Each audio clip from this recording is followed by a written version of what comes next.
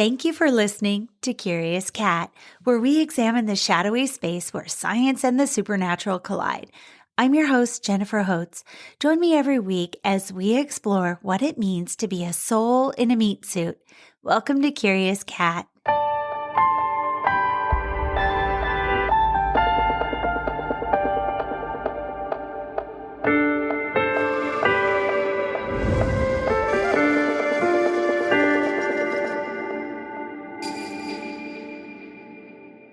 This week, we're in for a treat. Dr. Richard Sugg is an accomplished author with 13 published books. He's been on the show before, and his works have appeared in The Guardian, BBC History, Der Spiegel, and The New Yorker. He has only recently ventured, actually, it's been a little while now, into the podcast arena with Dark Mysteries from the Secret University. He has a new book out now, and I was so excited to have him back to the show. Welcome, Dr. Sugg. How are you today? It's great to be back. Yeah, it's been a lovely day here, and it's been lovely just immersing myself in all these old stories, and some quite recent ones, actually, of dogs and their adventures and very strange stuff. Dogs are magical creatures. I mean, I know it's Curious Cat, but I am a dog lover. They are so amazing. They're just absolutely beautiful. Tell us more about the new book is called Callie the Wonder Dog, and it's not just about a dog. Tell us the backstory to it, how it came about, and maybe what the inspiration was for writing this tale. Yeah, it's actually got a little germ of real strange history in it. Not strange as in paranormal, but surprising, I suppose. So in 1803, 1804, and for some time afterwards in London, in the theatre district, Covent Garden, a Newfoundland dog called Carlo became a star kind of overnight, really. And he was the hero of a play called The Caravan, in which the villain threw a mother's baby into the lake, which was a tub of water on the stage with real water. And Carlo had to dive in and pull the baby out. Now, accounts vary, and I think perhaps performances varied at time to time, but it seems like they were actually throwing a real baby into the water, and luckily the dog, being a true water dog, was bringing it out safely. Other times they might have been throwing a doll in, we're not sure, but anyway, Carlo became a major celebrity, hounded by the paparazzi in early 19th century. So I took this germ of the story, and over time it worked itself into something I think quite special. And for our times, in some ways, our times in Britain, because as you'll probably know, where you've had the toxic mess of Donald Trump, and that is slowly perhaps being put right, we've had the toxic mess of Boris Johnson, and unfortunately he's left behind him a mess, I think in some ways worse than Trump did, which is much harder to clear up. And this mess is kind of new form of racism based on the Brexit referendum. Anniversary of 7 years has just passed recently to leave the European Union. But simply from the start, before anyone knew what would happen, nightmare. A friend of mine is Welsh, but his wife is German. And the moment the result was announced that June day, the little boy, half German, half Welsh, burst into tears. A friend of mine who I've known a long time is Catalan, and mother to two lovely girls who kind of my honorary nieces. She, when we went out in the countryside on the Welsh-English border a few years ago after the result, she was actually nervous to open her mouth in the local pub because she has a Catalan Spanish accent. And so it went. And I could go on with stories, some of them quite grim. But the point was, I think, really, that it was a miserable kind of exercise in xenophobia, racism, cowardice as well, because people who wouldn't dare kind of commit acts of racist bullying or assault suddenly were doing this. In Durham, where I used to work, it was happening to my Chinese students, and they felt emboldened by, here's a big vote of 17 million idiots, quite frankly, most of whom now, if you ask them, would vote to stay in the European Union. And yeah, with this in mind, I started thinking about, what does British identity mean? It's actually very diverse, even if you were to just take traditionally the Welsh, the English, the Scots, the Irish or the Northern Irish. It's very diverse already then, that the Scots voted overwhelmingly to stay in Europe, for example. The Welsh are very, very different from the English in lots of ways. But then, of course, you've got all sorts of vital communities, Chinese, Muslim, Eastern European, Latin, you name it, keep going, who feel that they're very British, but also clearly have other identities and other values and add such a lot to Britain. And funnily enough, at the moment, it's Eid. It is the Muslim festival of Eid since yesterday night. Yeah. And, I'm only seeing this from the outside largely, but, the sheer kind of beauty and color and grace of all this when you see it just riding by on the bike is so beautiful. And it seems to me that, an identity that expands, that includes, that adds, that is excited by different things is a good one. Mm-hmm. And one that is frightened of them, that builds walls, to recall Mr. Trump and his silliness, is a bad one, a destructive one, a dangerous one, a toxic one. And I was in the park earlier today, actually, just doing a bit of reading, and a little tiny poodle came barking at me because he didn't like my bike. And the lady explained to me, the dog doesn't like bikes. And we had a talk, and I explained to her about Bobby the Wonder Dog. And she was Japanese, incidentally, and it just made me think, this motto that I've discovered it's about 6 years ago now, doing the book on animals, A Singing Mouse. It holds good over and over again in so many ways. And the motto is simply, animals bring people together. So as you'll see at the end of Carly the Wonder Dog, this whole kind of argument about British identity, and is it a British dog, and is it a British hero dog, and does it have British values, and so forth, turns out to be exploded inside out in a wonderful way. But it ends with a kind of set piece of something very English, I suppose, actually, rather than British, which is cricket. And of course, cricket is a wonderfully kind of inclusive game for Sri Lankans, Indians, Australians, West Indians, and obviously the English themselves traditionally. And it has a cricketing set piece. And also some actually really pretty dark history, which you'll see at the very end. And that is based on a true story as well. I won't give it away too much now, but it's something I've been researching separately. And this is the fact that in the 1930s, there were a serious lot of aristocratic fascists. So when we recall that the worst of the right wing for Brexit has come from British private schools, particularly Eton, these titled aristocrats, very rich, very privileged people, and actually the King of England, Edward VIII, were fascists, or actually, in the case of Edward VIII, Nazis. And there was a march of aristocratic and working class as well, fascists, through the Jewish East End of London in the 1930s, which gave rise to an epic piece of what's become folklore now, really, in English socialist and anti-racist history. And it's called the Battle of Cable Street.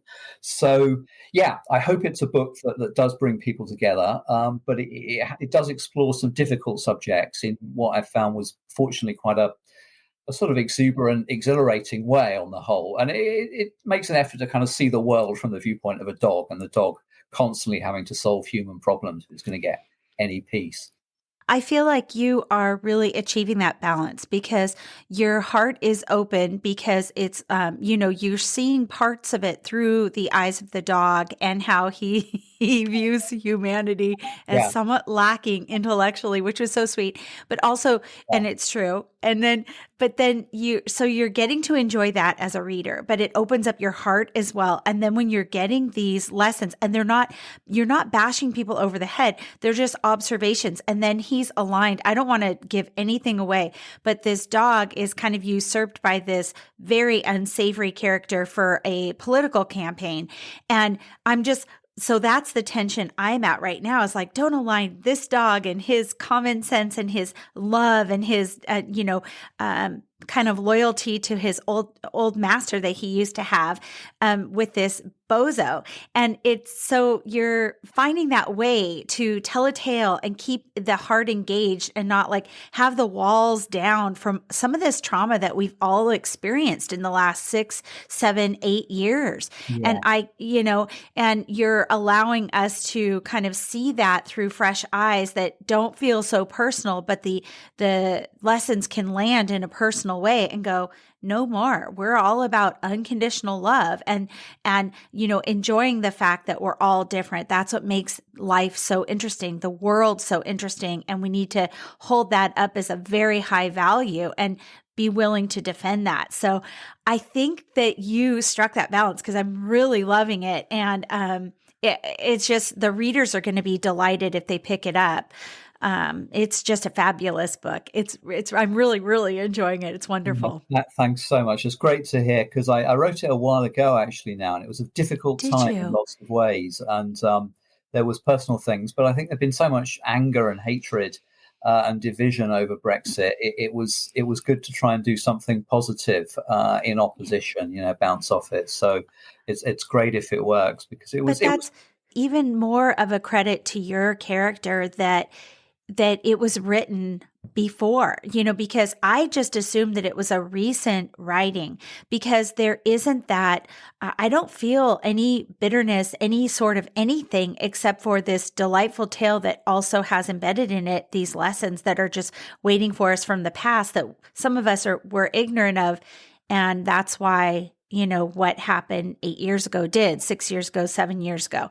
So that's a credit to you because you really did the work. And so if you're willing to go there, like what was the personal stuff that you were having to kind of counterbalance with this writing project at the same time? Yeah, well, this is a little bit apt for today, actually, and what we're talking about, because I've been writing about Bobby the Wonder Dog as well for a magazine article, and I, as a historian, was concluding the piece saying, as a historian, there are a lot of places you like to be when something was actually happening. 100 years ago, 500 years ago. First performance of Shakespeare's Hamlet, and etc., etc. Many, many things. Perhaps the Battle of Cable Street, although that was pretty rough. But actually, I thought at the end, there's two places I'd really love to be. Maybe I'd have to choose between them. But one would be the day in the late 1940s when my grandfather brought home from a work trip a puppy in his pocket. It was a pretty lucky find. He was staying with a landlady for work, and she took him into the garage and said, "Would you like one of these as a litter of puppies?" With no particular home. And so down to a few weeks before she died, which was in January 2021, my mother at 85 could remember her father coming home with this puppy. And it was really like listening to her at, I don't know, 12, 13 years old. I think that was the happiest day of my life. And if ever she was in a bad way, get her talking about Pat. I'll send you a photo, but lovely. Please do. Yeah, we've got some good old black and white. It was Collie Terrier Cross. And he was deeply beloved for a long, long time. He was particularly my mother's dog, I think. So I'd love to have been there on that day. I'll talk about the second point when we come to it, where I'd like to have been in a while. But yeah, she was in another world, really, if you got her talking about Pat. And he did make it home a little way. He was stolen by we don't know who, but there was a big panic for a few days. No, Pat, where's he gone? He was allowed to roam around, but he was off for a few days and came around with a rope around his neck, which was some sort of impromptu lead, I think. And he'd escaped from whoever had tried to take him away with the circus or whatever it was. And he made his way home a few miles. So that's back in our history. But yeah, as you'll know as well, I think however long somebody's been with you and however good a long life they've had, in some ways that makes it harder. And I couldn't begin to sum up all the things our mother did. It was an astonishingly kind of courageous raising of myself and my brother, which she made look so easy, I think, really, looking back. But I can remember just one moment, which involves a dog, actually, where I was about 5 or 6, I don't know, and I suddenly realized it was Sunday afternoon, just after Sunday lunch, that I was in the house on my own. I must have dozed off, and I woke up, no one was around. So where was my father, my brother, my mother? And I'd never been on my own. Looked about, called out, nobody around. Well, what the heck, just lay down on a bed upstairs and waited. And suddenly there's a great bustling rush of people into the door downstairs. And the dog next door is a lovely old black and white dog, quite gentle, really, a female dog called Kerry, had been at the Sunday joint legitimately after it was finished and got a bone stuck in its throat. I think a chicken bone stuck in its throat. So it was all a bit life and death. My father had been bitten by the dog when it had puppies, didn't really want to go near it. And so for good reason. Oh my God. yeah, the one that would put their hands down the dog's throat in the circumstances was my mother, and perhaps saved its life, but certainly got this bone out of its throat. And so, yeah, that kind of, as far as possible, in a few words, sums up my mother, I think, who, when she wasn't looking after us, was looking after somebody else's dog in an emergency. She was the ultimate caregiver. She was the caregiver to everybody. She really was, actually. Yeah, it made her happy. And I think the only problem she ever had in her later years, when she depended on her own carers, was just not accepting that people should look after her. You've looked after a lot of people. Yeah. Mind you, all the people you've looked after. If you worked at the Centre for the Homeless, just in case you're busy enough, for free. So she looked after, I suppose, to some extent, our nieces, and that gave her a new lease of joy when they were born and they grew up. So that was another great phase. She sounds like an amazing woman. Really fantastic woman. Yeah. Yeah. I'm sorry for your loss. Thank you. Yeah, the new book is dedicated to her, but also to Pat, actually. So I need to see Pat, because what a character. And oh my God, what a drama that someone stole Pat. Oh my gosh. And it might not have been like nefarious. It might have been, maybe they thought that Pat didn't have a home or something. I don't know. Yeah, he was allowed to wander. He wandered fairly widely. Dogs did in those days, I think. Always came back. So it could have been, benign and what have you. But anyway, he knew where he really lived. So he got back. Yeah. Oh, thank goodness. Well, we think of that like in the United States, people, I don't know if this is an English thing too, but we let our cats, a lot of people let their cats kind of roam a bit. And so we had a cat, Romeo, who he passed away almost exactly a year ago, but he was this mighty Maine Coon. And we always thought, he would just roam. And when you catch the neighbors that are doting over him, and we're a block and a half away, and he sees us seeing this, and we're seeing them, and they're calling him by a different name, and they're giving him different food. And my husband and I were like, he is such a con artist. So how many families did he have like that in the neighborhood? Yeah, those are great cats. My friends had a cat like that, Maine Coon, called Oscar. Oscar. And he was terrific, very dramatic looking. And yeah, you're right. My friends got a cat called Timmy. I'll go and sit it sometimes when they're on holiday. And despite his 3 legs, Timmy can get up all sorts of heights and so forth. And particularly just like to go and sleep in the bed of the teenage girl down the road. That was his new home. Last thing I've heard. So adaptable. Oh my God. Isn't that adorable? Well, and you even have a cat in the book. You have Vicky, who, I don't want to spoil it for the readers, but it's great. You've got Vicky, and Vicky is very much an aristocat. Yes, she's rather pampered. Yeah, she may not live long with that diet, but hopefully, I know she's going to live longer than Horace, I think, but whatever. Hopefully, that would be nice, actually. Yeah. Yes. Oh, inside talk. This isn't even fair. So, I just have to ask, I have listeners, and I know at least 3, but there's probably more, that are actively writing a book right now. And I just wondered, because you are a prolific writer, you're doing magazine articles, you've written, what did I say, 13 books? Is this book 14 then for you? It's 14 now, Holly, yeah. Holy smokes. So can you just, if you can, just put on your professor hat for a minute and just maybe give some advice that you might have liked to hear when you were first endeavoring to write a book that might help them on their journey? Yeah, absolutely. I mean, a lot of stories to me kind of take the shape of books. People will tell me a story and I'll say, look, that should be a book. Yeah. Often in nonfiction, but I like just kind of talking to my nieces or my honorary nieces and writing stories with them and finding the shape of a story. So it's wonderful all the different levels you can do it.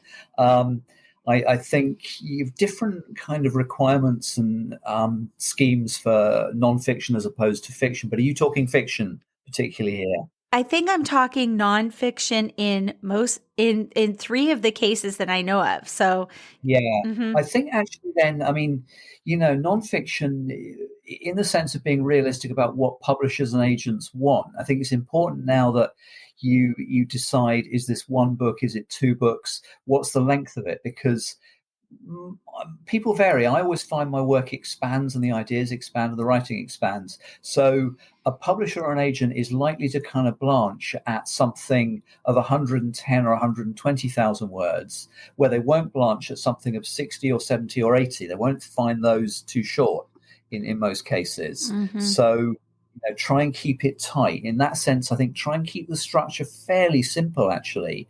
Sometimes you'll find that one chapter expands into 2, naturally, but try and keep it fairly simple in the broad structure. And often you'll find that in the writing, as you're actually doing the writing, hitting the keyboard, ideas come to you, and those ideas might come later when you're rereading, revising. When you're doing one chapter, you might kind of reflect back on another one, and so forth. But yeah, I find nonfiction a great joy as much as fiction. I think it's always full of amazing discoveries. I'm usually staggered by what I learn. I think I know a subject and I get into it. I think, no, I didn't really know that at all until now. A lot of that with my history of disgust. So yeah, I think if you can treat it as a bit of a job, that you get started whatever time of the day. Different people have different routines, wake up different times, go to bed different times. But if by a certain point at 1, 2, 3 you've done, I think really, 1,000 words probably. If you can do 2,000, then it seems right. If it doesn't have to be chopped up and hashed up and redone and cut. But if it's 1,000 and it's about right already, then that's pretty good work, really. You could have your basic manuscript in 60, 70 days at that rate. And I tend to do it, 5 days a week. Try not to let it take you over. I think it does take you over a lot of the time. You do kind of keep thinking about it, dreaming about it, Mhm. having ideas, telling people about it. But telling people about it is usually good. You get more stories, you get feedback, and people often like to hear these things.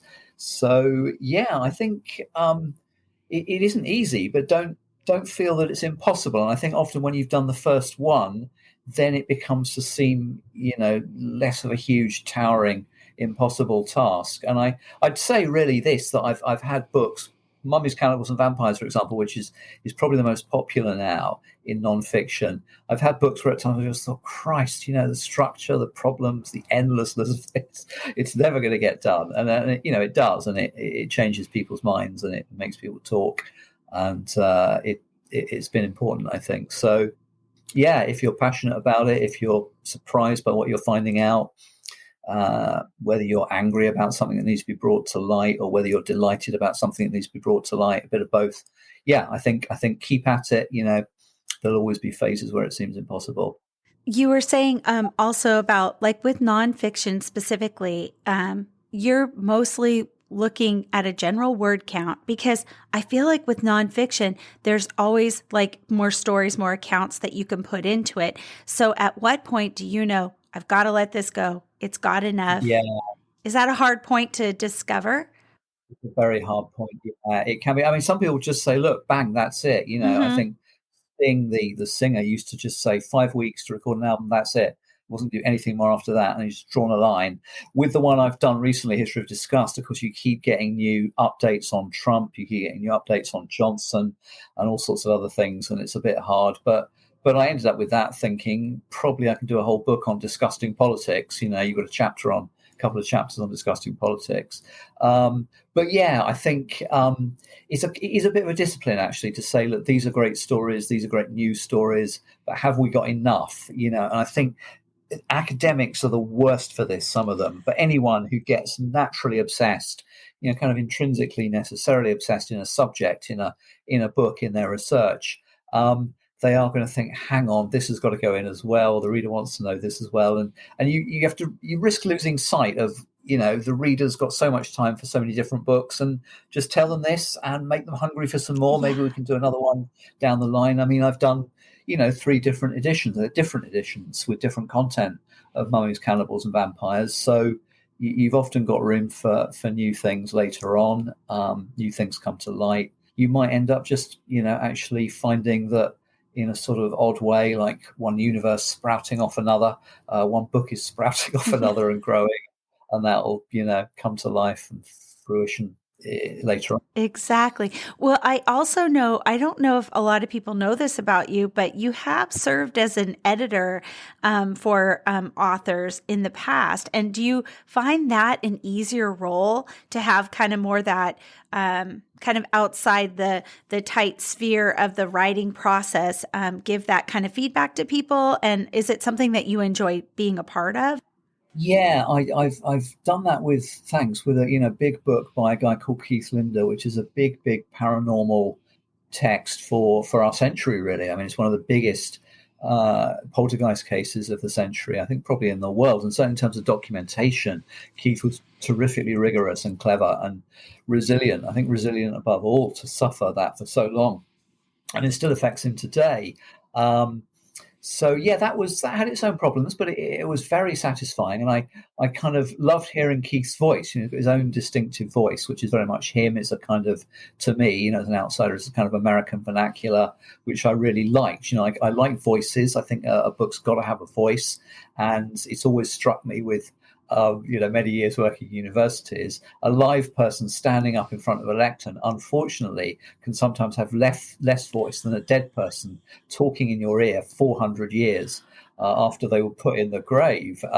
And Keith, certainly has a great voice, and I tried to keep that. And I think, at points Keith said, "Look, this doesn't sound like me." And I thought, "Yeah, you're right. Let's get that right."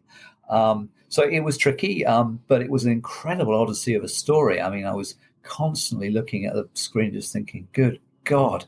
And yeah, I won't go into huge detail because it's his own story. Really, I recommend it. It's called The Bothell Hell House. But yeah, it was a different sort of approach, and I've tried to do it with other writers. It hasn't always worked out yet, but there's always time, I think, for other people's paranormal ghost poltergeist stories. And to see the shape of them from the outside, to see them as sometimes a novelization, actually a drama, and sometimes as nonfiction. But yeah, that was satisfying. It's been great to know Keith. And he's such a wonderful man. I had him on the podcast, and he really does have a distinct voice. Even as an American author myself, he has you can tell that he spent time in Texas, and so his vernacular is so personal. And I think that that's one of those stories that he is going to have to do another book, because there's more that he just keeps learning. He's still seeking answers and looking at the land and what's occurred there and the history of it that's somewhat bloody with, First Peoples, and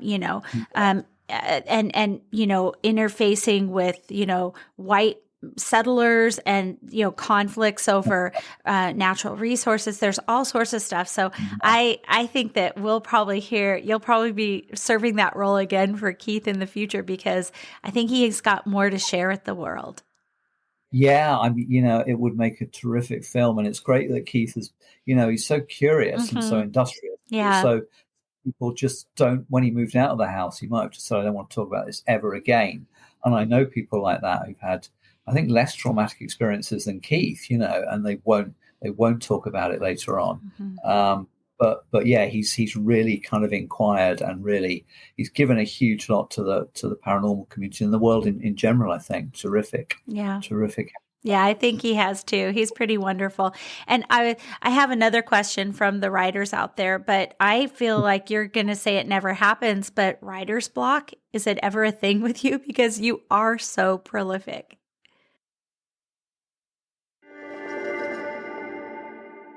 Hey everybody, Karen Rontowski here. I hate to interrupt the Curious Cat podcast, one of my favorites, but if you want to double your paranormal fun when you're done here, come check out my show, Paranormal Karen. I interview exorcists, demonologists, healers, psychics, really anyone that can make a family gathering uncomfortable is on my show. If you want to see everything I do, go to KarenRontowski.com. And I know you're thinking, that sounds hard to spell. Well, it is. I have misspelled it on hundreds of tax forms. So if that doesn't work for you, go to psychicstandup.com or paranormalkaren.com. There you can find my Patreon. You can book a tarot reading. You can take a tarot class. You can find everything, including my stand-up comedy clips. That's right. I've been doing stand-up for 30 years. If you go to those places, you can also see my psychic stand-up show where I mix psychic and tarot readings. Yes, the future never looked so funny. So check me out at KarenRontowski.com, paranormalkaren.com, or psychicstandup.com. And can someone please find me a marketing person to put all this in one place? Now back to the show. Yeah, I think writer's block, you get a bit more with fiction than with non-fiction. And it's that question partly of knowing when you're ready to start. I've got a new project, which I'll perhaps tell you about more on email. But it's a ghost novel. It's a paranormal novel. It's the first of a series. It's a Tibetan character called Dr. Doma, who is a kind of reluctant psychic, and he's trying to leave all his psychic past behind, and he finds in the end he can't, and it catches up with him in various ways, although he's moved to 1960s London.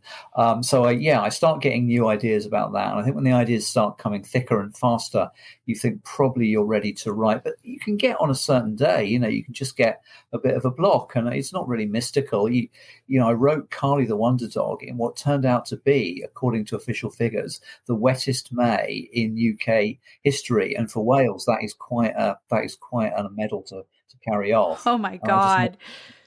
Cannot rain again. And when you get to the, I shouldn't kind of special plead for it, but when you get to the final conclusion, bear in mind that it hammered with rain and just cloudy darkness the entire day that I was writing that.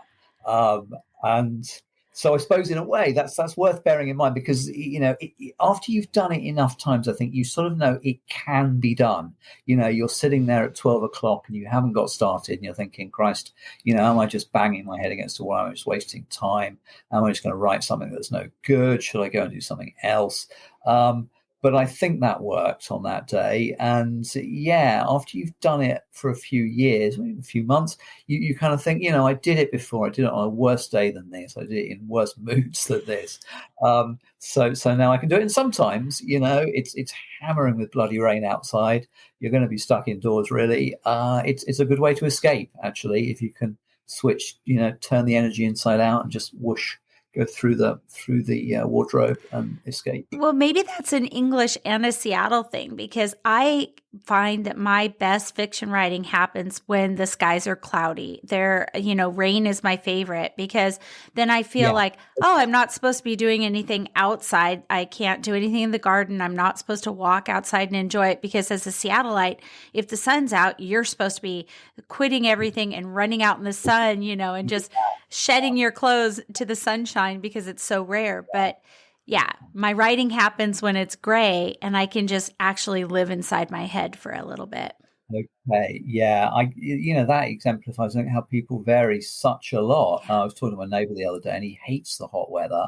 And I've got a very productive, kind of very intellectual friend who hates the heat and the sun. I like it. I do find it's easy for me to write kind of between, March and September, October. I find that a bit easier. And I suppose I like the fact that I think actually, one thing that's worth saying to writers, people are getting stuff started, is it is a holistic thing.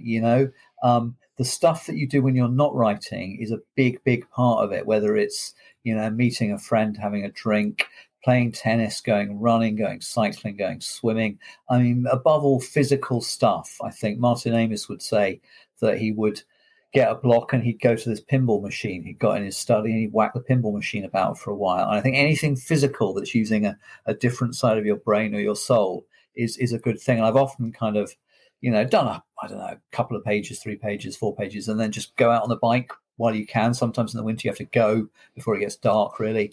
And you'll be riding along and you'll think, oh yeah, that's a great idea. It just comes snap absolutely out of nowhere like lightning.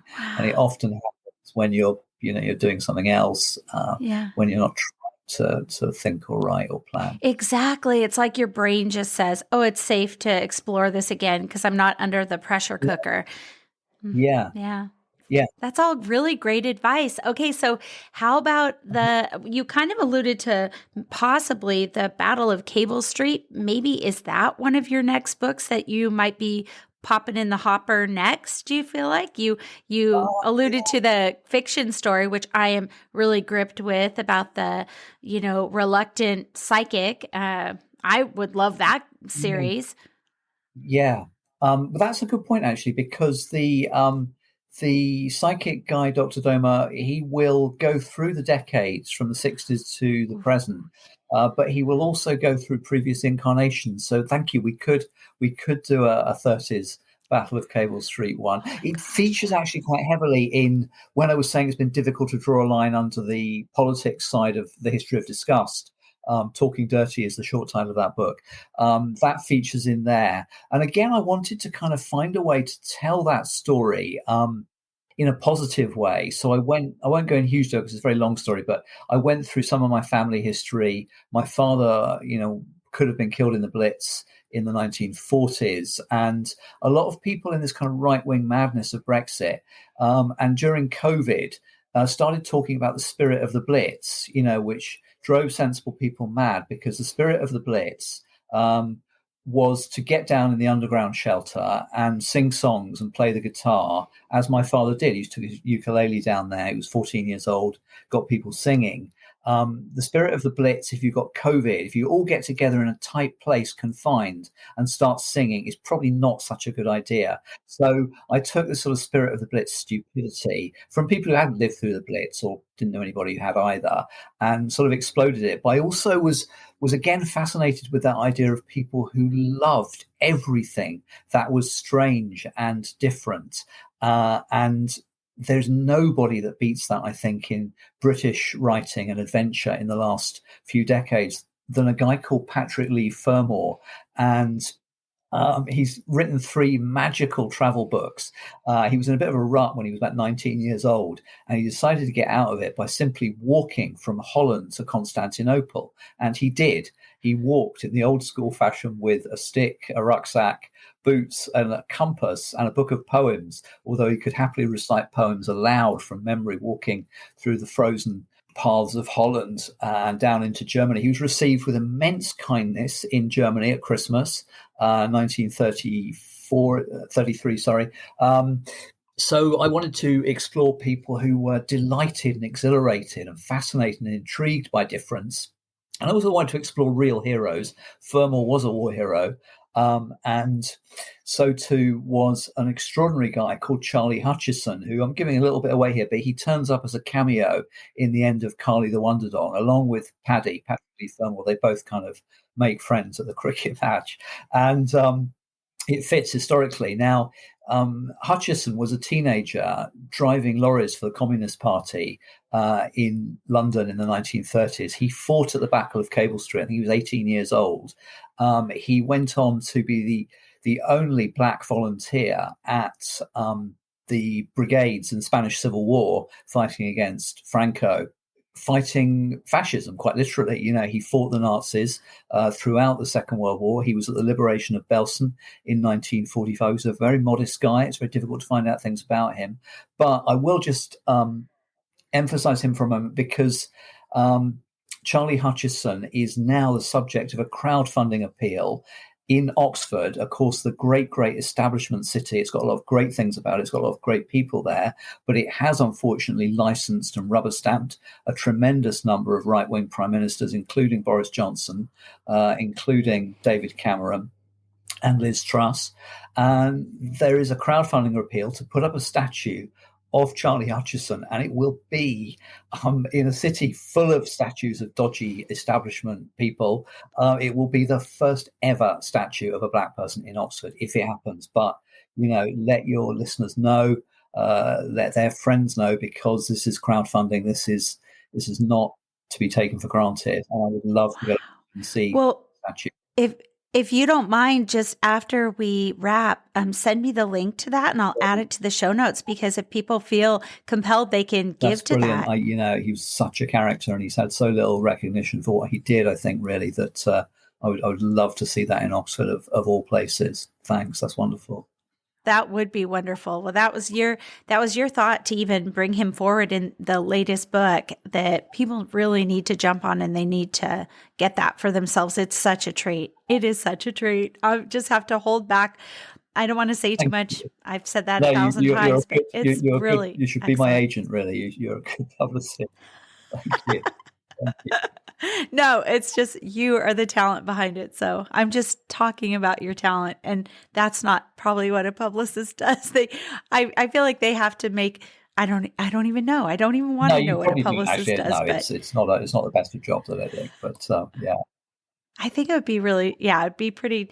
You'd have to do some serious cleansing and grounding after a day of that work, depending on who you were representing. There's no doubt. If it was you, it would be no problem. Thank you. Well, before we hit the top of the hour, I really wanted to. This episode's going to air, I think, midway through August, which is technically almost the spooky season. And so I wondered if you wanted to share a ghost story or two, or maybe an excerpt that's kind of on the spooky side. Well, could I actually, if now that you said mid-August, because I wasn't sure when, that is actually spookily lucky karma, because the kind of different paranormal side I was interested in the last few days, and I've been thinking about today, is this side with animals. And it is, we don't know for sure, I don't think, we don't know the exact day, but mid-August is probably about as good as it gets for the start of the centenary of Bobby the Wonder Dog. And I've this I find such a whole new journey of discovery, to use a bit of a pun. But as some of your listeners will know, it was in August 1923, almost 100 years ago, or 100 years ago when people are listening, that Bobby got lost on a family holiday in Indiana, and they'd driven all the way across, the Brazier family, mother and father, and two young girls, Leona and Nova, all the way across from Oregon. So your side of things over there. Yeah. And a place called Silverton in Oregon, which I think was not at all famous and has become very famous thanks to the dog since. So while they were having a nice holiday with their relatives, they were out with Bobby. You can see pictures of him, but he's a cross between an English collie and English shepherd and a Scotch collie. Sharp dog, typical working, smart, resilient dog. Anyway, unfortunately, he's chased by 3 dogs in one go, and he bolts off, and they simply can't get him back. They can't find him. They get friends hunting while they're there. Eventually, they have to come back. And so they drive back, heartbroken, I suppose, particularly the girls. They've known Bobby for 2 years, which is a long time for children, of course. And they get back to Oregon. They telephone their relatives. No Bobby, no sign of Bobby. And September comes in, October, November, December, not very happy Christmas probably, and January. And then, and this I will take us back now to the historic moments where I'd love to have been there. There are bigger moments, there are more famous moments, there are more pivotal moments. But I have to say, between being a fly on the wall when my mother saw Pat brought back in her father's pocket, the other one would be to be in the Brazier household on the February day, 6 months after they lost him, 2,800 miles away, perhaps, when the girls saw Bobby come home, which he did. Oh my gosh. Oh my gosh. And that's the subject of the article that you've been writing. Yeah, I've been covering this today, and I've been kind of thinking about it and telling people about it. And it's a great one because, you can tell the story to anyone with a dog. You bump into anybody with a dog. Like I did this evening, the dog was barking at the bike. He didn't like the bike, but we got talking about Bobby. So I'm sure the dog was doing a rightful karma if we've been able to understand what it was saying. It was, barking, tell the lady about Bobby, tell the lady about Bobby. How did the dog do it? How did it do it? So did you dive into that, and have you gotten people's opinion? Yeah, what I've done is I've found other stories. There's a startling number of other stories. So even as Bobby was safely home in Oregon in early 1923, another dog in America pulled off something pretty epic. I mean, no one seems to have ever beaten Bobby. It might have been 3,000 miles. It was the Continental Divide in the bitter depths of winter. It was across mountains, desert, freezing rivers, presumably quite swollen in, December, January. Nobody seems to have beaten Bobby for that.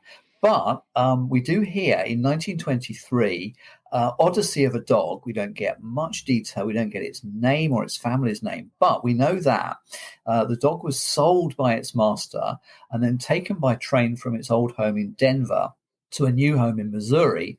And not long after, well, sometime after, I suppose, probably, the dog turned up back at home in Denver, having covered 700 miles. So the very same year of Bobby's epic, when the epic began, another dog was, it was almost like passing the baton. One gets home and another one gets lost. So 700 miles is not bad. We don't know what breed of dog it is. It'll be interesting to know. We hope that the owner kept it and didn't sell it or give it back to the Yeah. to change hands again in the other direction. But that was already happening. The stories get more detailed as they get a bit closer. So there's a fascinating one in 1949, again American. And this is interesting because I'll hold out the breed of the dog for a moment, but see if you can guess what type of dog this is.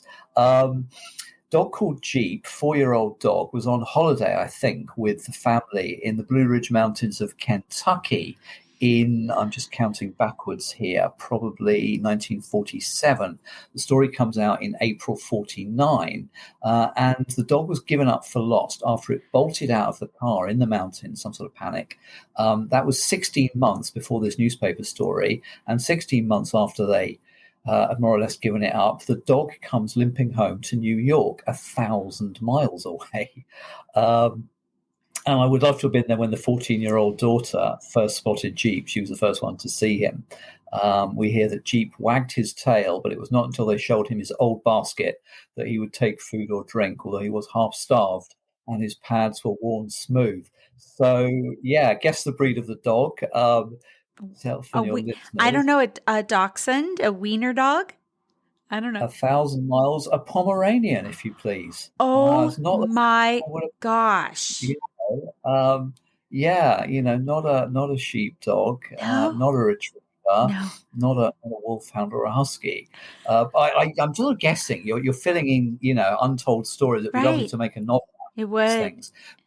You're guessing, well, if you're a Pomeranian, I suppose your advantage is you don't threaten the nice ladies when you sort of limp up to their doorstep, Oh. and they're more likely to hug you and feed you. And if you're some, gaunt-looking wolf dog, perhaps that helps. And then you can sneak out because you've got a path that you're going on. So it's like they can say, well, maybe I'll adopt you, but then you can sneak out the door because you're small enough. You can just squirt out the door get back to New York City. That is bananas. That perhaps helps. Yeah. There's a European one which is absolutely terrific and actually became famous in America. This is a special kind of dog, and perhaps at some point we can do a slot on all of these dogs, because there's a whole category through the 19th century, but actually into the 1960s in Italy. A dog called Lampo was one of many railway dogs. There are Americans, there are Brits. And there is Lampo, an Italian dog who turns up out of the blue at a little station near Rome, Campiglia Marittima, in the late 50s, and is adopted by the assistant station master, I think one of the staff, he's not the top guy, called Barlottani. Barlottani has a wife and a daughter, and unfortunately also a cat, which doesn't always work out. But anyway, Lampo sort of adopts Barlottani, or vice versa, or a bit of both. And it's very hard to sum up Lampo's story. I mean, he was world famous in the 1960s. At one point, he had an article on him in This Week magazine in America. He got more space than John F. Kennedy. And he now has his own statue, deservedly, in the station. But the short version that's interesting to us is that Lampo was happy in this station. He slept there every night. Presently, I think he stayed with Barlottani in his house. But presently, the station master who was in charge of Barlottani and the whole station said, look, this dog is dangerous. I mean, at one point when they had new automatic doors, the dog actually got stuck in the doors, half in and half out.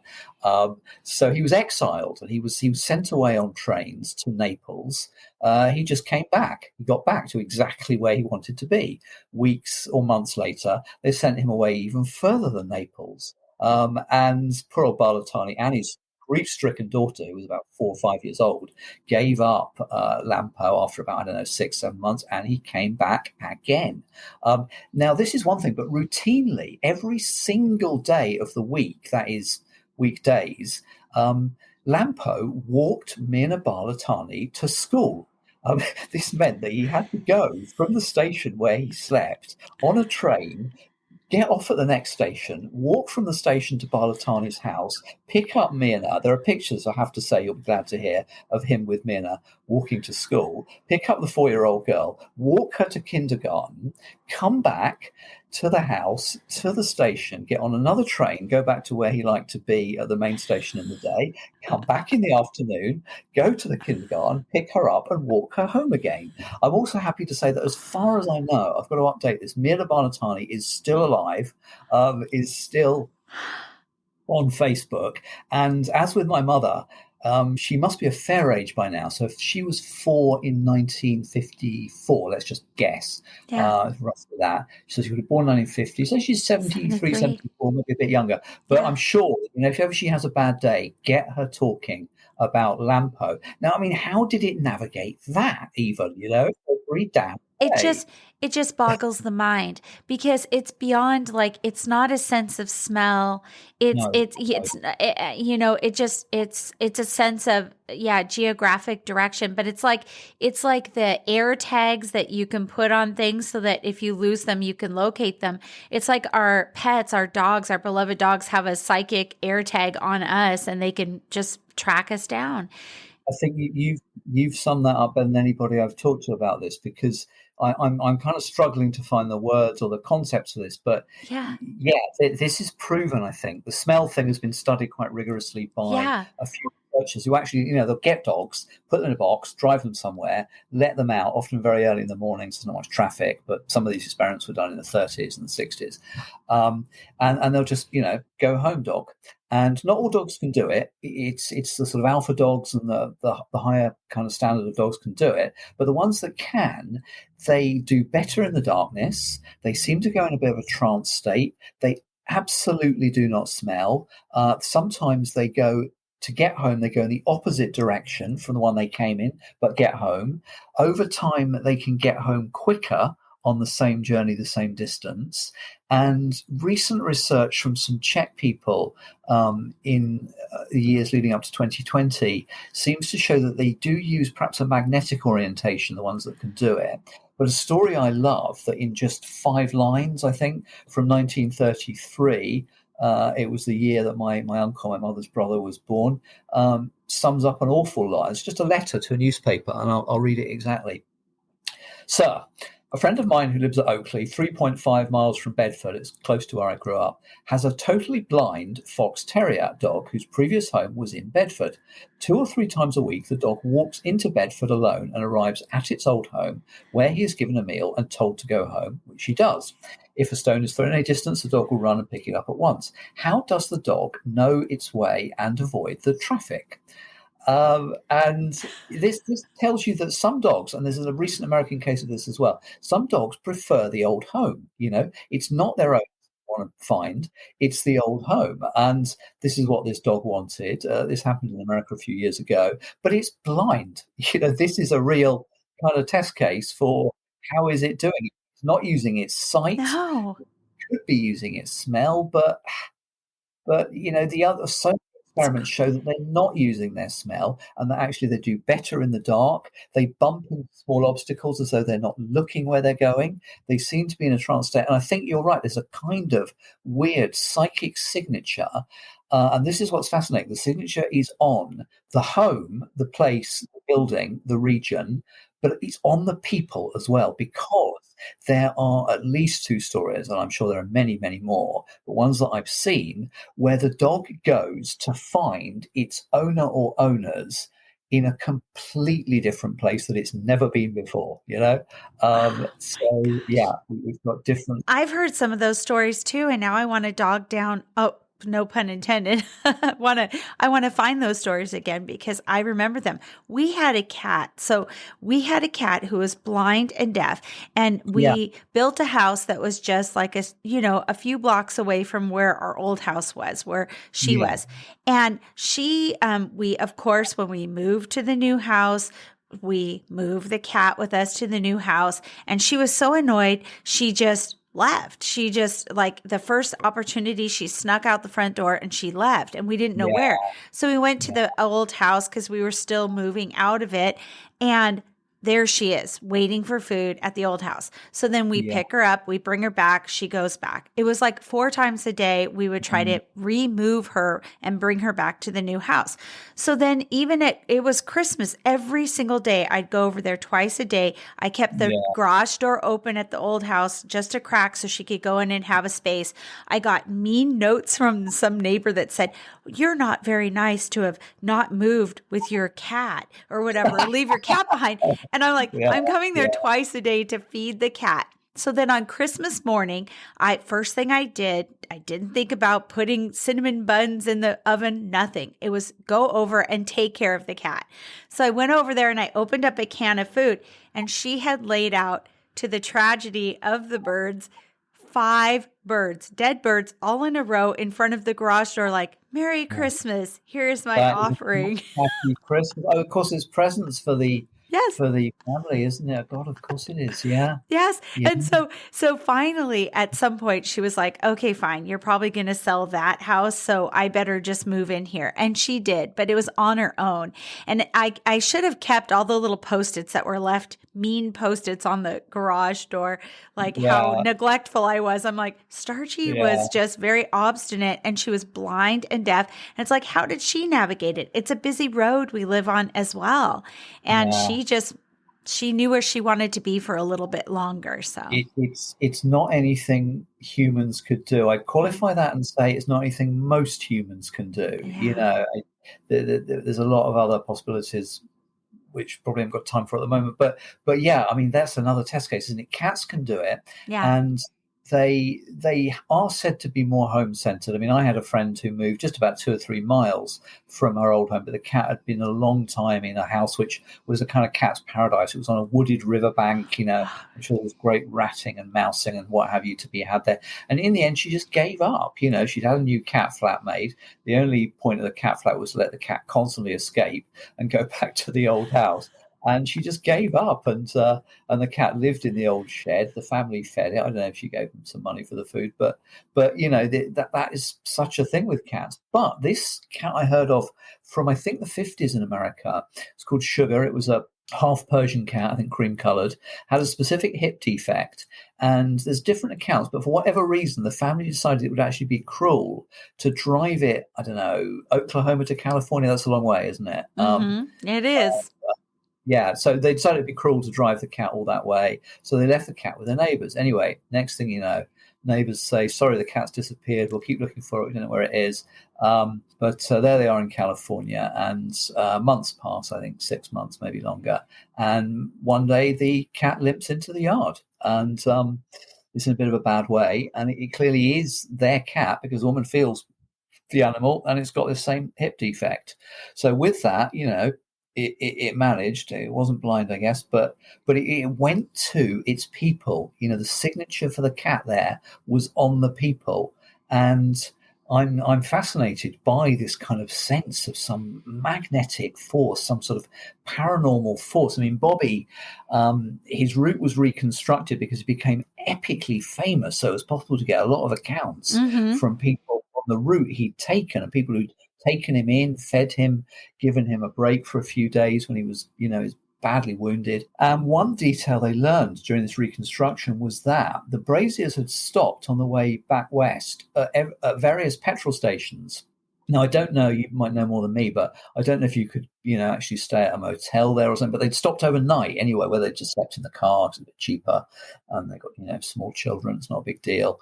But anyway, Bobby stopped at all those petrol stations. I mean, had they left a signature, and had they left that signature there because they'd been there enough time? You start to get into these kind of details. Oh my gosh.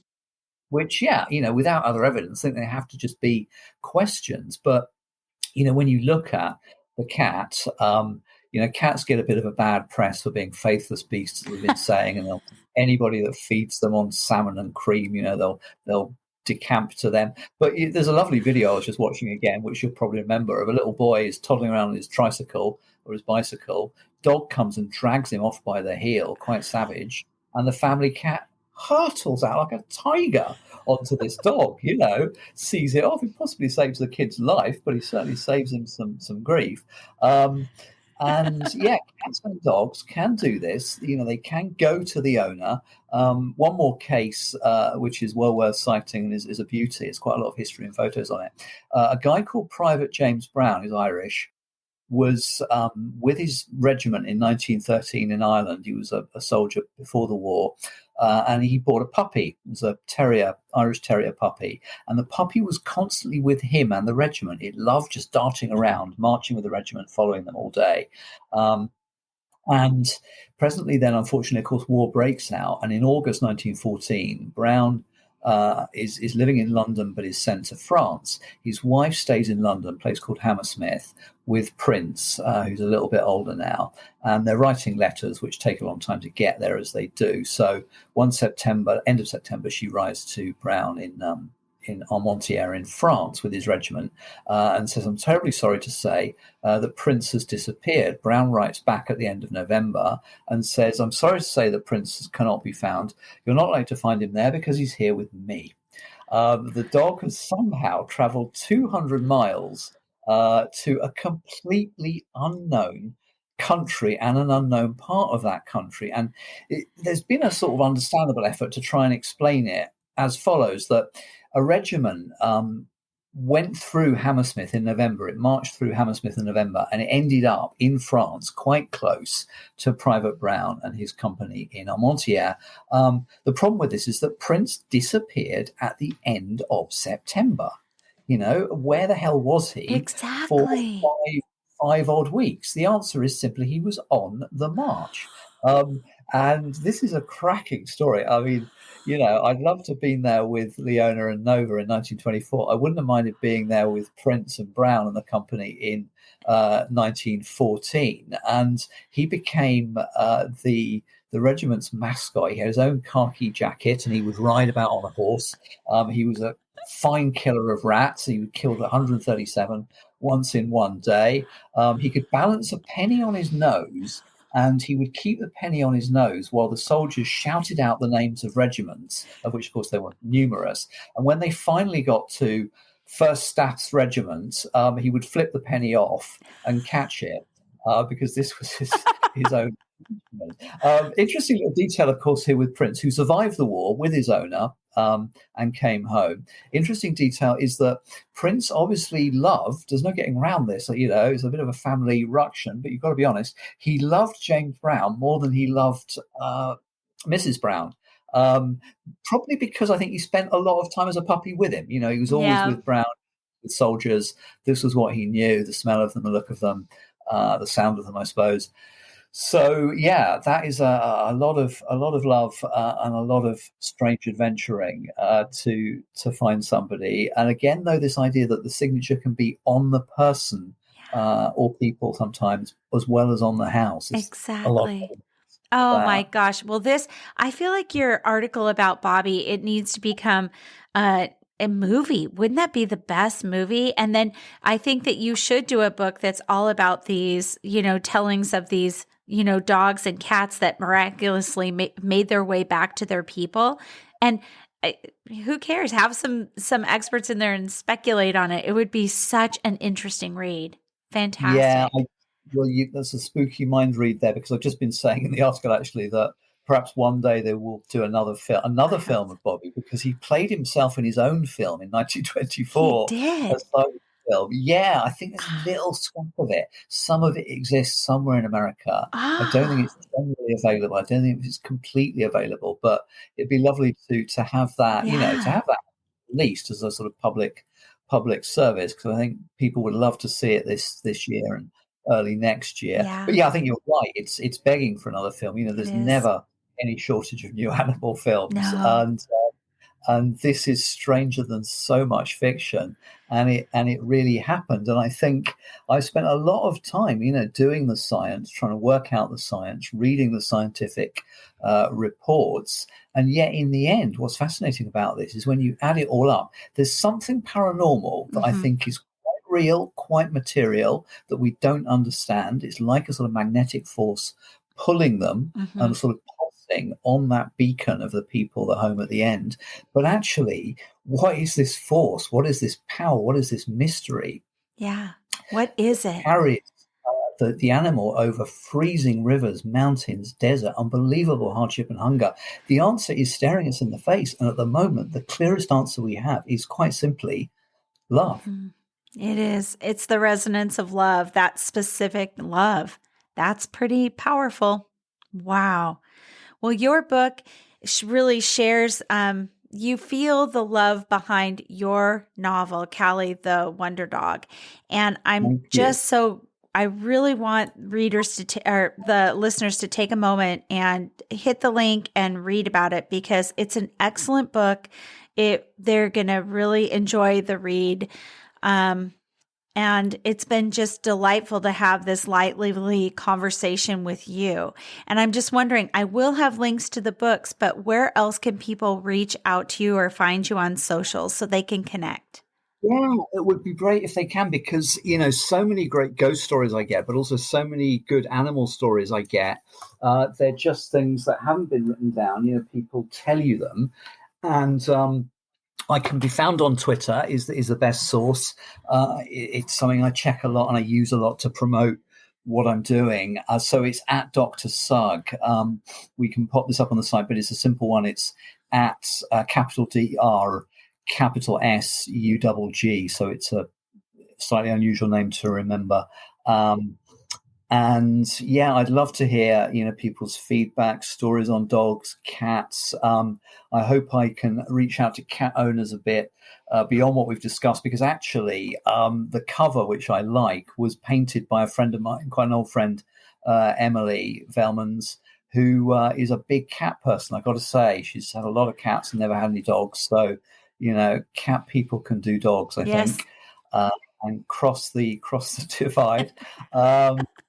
So yeah, I'd love to have some feedback on this, because it was a terrific bit of fun to write, but it was done at a tough time. And I've got to be honest, if people have got British friends, if they follow the British news, they realise we have been through a hell of a time, because it has been a cluster thing with Brexit, COVID, the most kind of toxic governments you can imagine. I mean, I just make people cut their wrists. I went through all of it, even in 5 minutes. But it's been a low of politics that actually, I've never seen in all my life. I've grown up with Thatcher since 1979 and Tory governments after that. But this has hit a kind of degree of levels of corruption, to be honest with you, simple corruption. And toxic politicians that you couldn't actually have made up. Someone said to me, write the most disgusting, toxic Tom Wolfe, Black Mirror political satire dystopia that you can think of. I couldn't have made these guys up. I really could not. No, but Callie the Wonder Dog is one of those.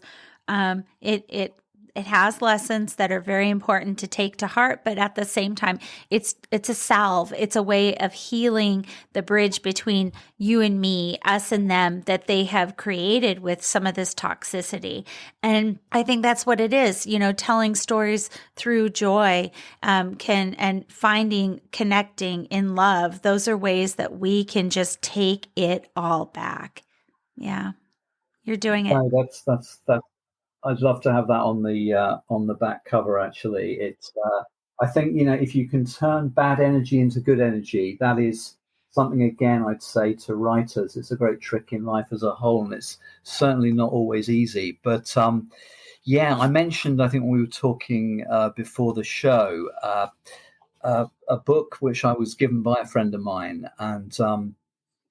This is a character called Michael Bentine, who was famous as a comedian and a performer and an actor, but actually he was psychic, and he had a lot of psychic connections. And we're in a time of war at the moment, unfortunately, and seeing some evil stuff going on in Ukraine. And this passage that is one of the most powerful things I've ever read about nature and the paranormal, it occurs in the context of the inevitability of the Second World War. And this is on the horizon in summer 1939. And Benteen is very young at that point, and he's very depressed and panicky and nervous about the whole thing. And they happen to know a guy who's a fascinating character. I'd like to know more about him. He's a guy called Eddie, and he simply runs a grocer's shop. He's nobody big, egotistical, famous, but he's psychic. He's deeply psychic. And on one of the visits that he makes to Michael and his father, he senses the state that the young boy is in here in 1939. And he says to the father, tell you what, will you drive us out into the country? It's not far, and there's something I want to show Michael. And I'll read this exactly as it comes because it's quite something. Julie drove out a few miles into the Weald of Kent, is southeast England, those peaceful sheltered valleys that are one of the most attractive features of the Garden of England. Eddie asked Pop to draw in to the side of the country road. Then we got out and followed him down a short, narrow track that led to some woods at the foot of the valley. The night was calm and quite warm, with a few lazy clouds drifting across the moonlit sky. We walked silently in single file through the lush ferns that now rustled round us. The dense underbrush continued as we passed into the thick clumps of trees which made up the small wood. Here the light was considerably reduced, yet Eddie continued to lead us the way quite effortlessly. Quite unexpectedly, we came out of the clusters of saplings and mature trees into a small clearing, which must have been centrally placed in the wood, and there Eddie stopped. The moon had come out from behind a large billowing cloud and now lit the whole scene almost as brightly as daylight, but with a soft silvery light. You could almost hear the silence. Eddie turned to me as I stood a few feet behind him, just in front of my father. He smiled and gestured to me to listen. Then he turned and in a low voice, halfway between a whistle and a word, gave one strange, short, gentle call. Immediately, from every corner of the wood, the birds, the beasts, even the insects, and I felt, every tree and plant answered him. It was a great, joyous chorus of greeting to a much-loved friend. There was no alarm in that spontaneous answer, just a massive response of nature to nature, like attracting like. Tears streamed down my face, and I could see my father crying too. Marvellous natural tears of joy that seemed to wash away the fears and doubts that had assailed me, reaffirming that nature is far stronger than man alone. I shall never forget that moment. Speaking of tears, oh my gosh, that was a beautiful passage. Like, I've never read anything like it. I've read a lot of strange things, and I've never come across it like that. But I did redo it for my next book. It does appear actually in the context of It does. It's absolutely beautiful, and it's just another way of, nature is the great uniter as well. And if we can remember our place, that we're a tiny, humble part of it instead of the giant stomping boots on it. We're gonna find our ways back to a healthier norm, whatever that is. I hope so. Yeah, I really do. Thanks for sharing that with us. Thanks for It's not an listening. episode unless I cry. No, I think that's it. You should put that up as a slogan. You should put that up as a motto. Yeah. Well, I think we'd say that about a lot of good books. I think, Yep. Brian Ferry said he usually shed a tear when he was writing a song. Yeah, And, exactly. And people can feel it if you do, and they can feel it if you don't. On the other end of it. Yeah. Thank you again for your time and for sharing space. And you have to come back that whenever the next book 15 comes out, you're coming on Curious Cat, I hope. I'd love to. Yeah, it'd be great to talk fiction as much as nonfiction, and often they overlap in interesting ways. But yeah, thank you. Thank you for listening to Curious Cat. I hope you're catching all of our special Season 3 Cascadia episodes on your regular Curious Cat stream. We're venturing into California's Mount Shasta soon, a place that gives me goosebumps, and not in a good way. You won't want to miss that. Until next time, stay curious. I love you.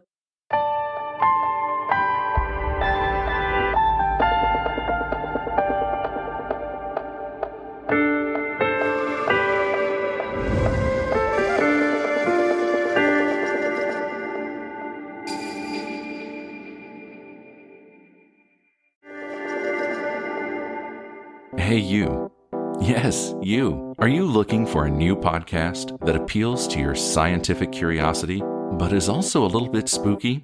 Show me how I died in a past life. Well, look no further, because this cat is where it's at. He had concerns about the ethics surrounding AI, feeling they had achieved consciousness.